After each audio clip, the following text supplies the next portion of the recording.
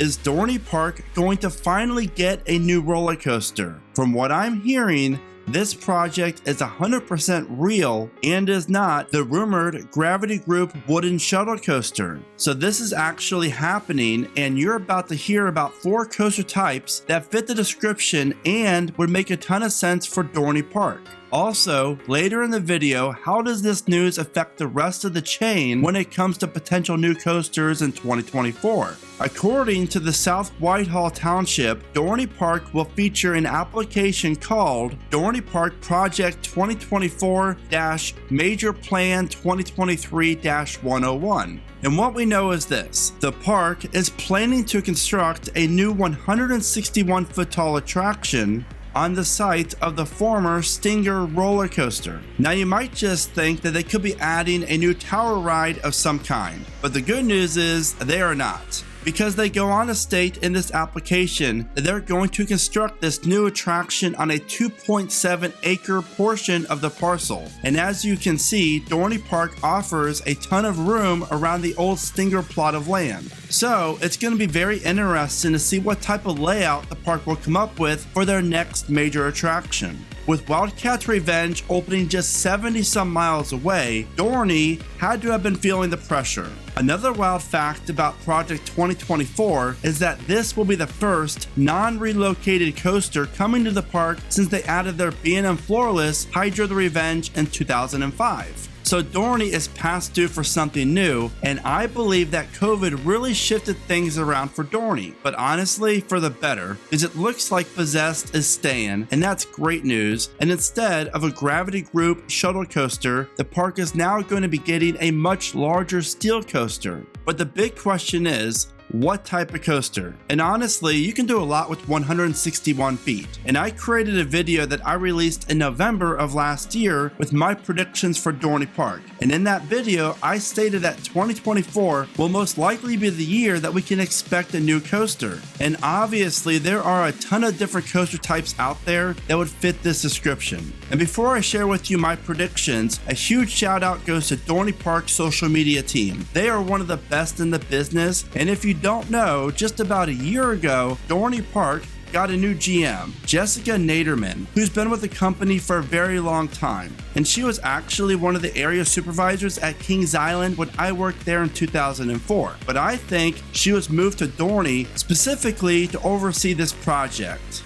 So when it comes to new coasters, my first thought is a new Zamperla Double Heart shuttle coaster. If you look at the stats for the 50-meter version of the ride, the height is pretty spot on. That's because the model offers a height of 164 feet. But Dorney could always get creative here and have the station be located in a trench that's a few feet deep to make this coaster offer the height of 161 feet. Why this really makes sense is because we know that Cedar Fair is working a lot with Zamperla as of late, and they are supplying the chain their new Wild Mouse coaster at Cedar Point, plus a ton of new other flat rides at other parks. Also, with all of the rumblings that Zamperla is involved with Dragster 2.0, this would make a lot of sense. I also cannot see these coaster types costing over $10 million.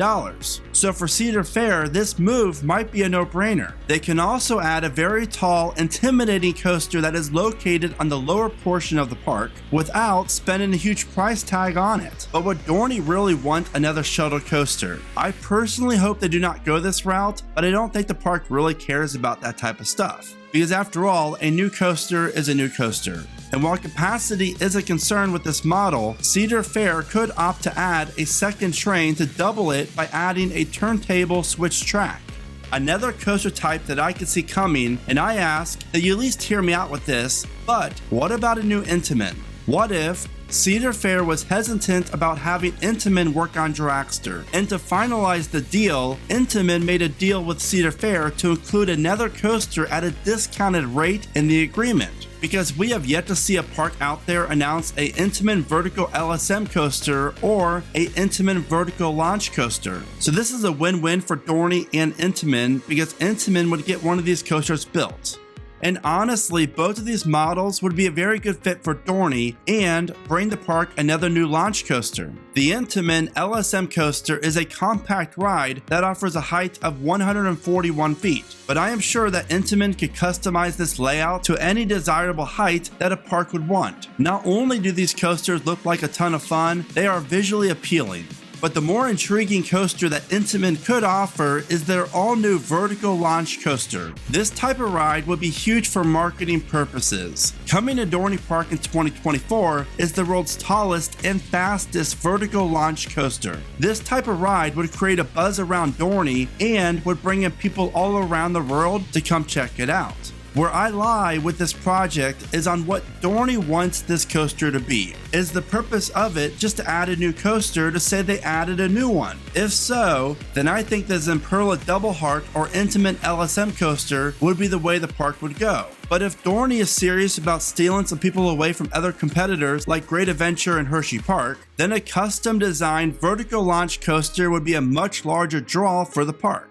But there's still one more coaster type out there that I think would make the most sense for Dorney Park, and that would have to be a Gerstlauer Infinity Coaster. Now what's interesting with this prediction is that Knott's Berry Farm opened hang time in 2018, and this coaster replaced their old Boomerang. And we know that the area where Dorney's planning on building this ride is in fact where their inverted Boomerang coaster was once located. Dorney Park has a chance to open Pennsylvania's first true dive coaster and the steepest drop in the state. This ride would provide a massive boost in attendance for Dorney Park if built. And I've been lucky enough to ride both Monster and Hang Time, both Gerstlauer Infinity coasters, and I have to tell you, they are legit fun and awesome. I really do love everything about them, especially the lighting packages. So how does a 161 foot tall infinity coaster that offers a beyond vertical drop, 5 inversions, airtime hills, and some wild looking turns and elements sound? In my opinion, it sounds just about perfect.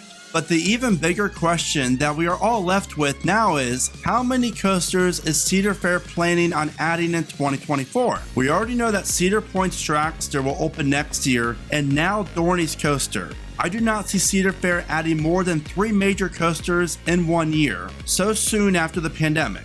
And I do consider Dragster 2.0 to be a major coaster investment just off the verbiage the park has shared with us. Though, I could see Cedar Fair spreading that money for Dragster over the course of both years, 2023 and 2024, which would allow the company to spend a little bit more money on another roller coaster if they chose to do so.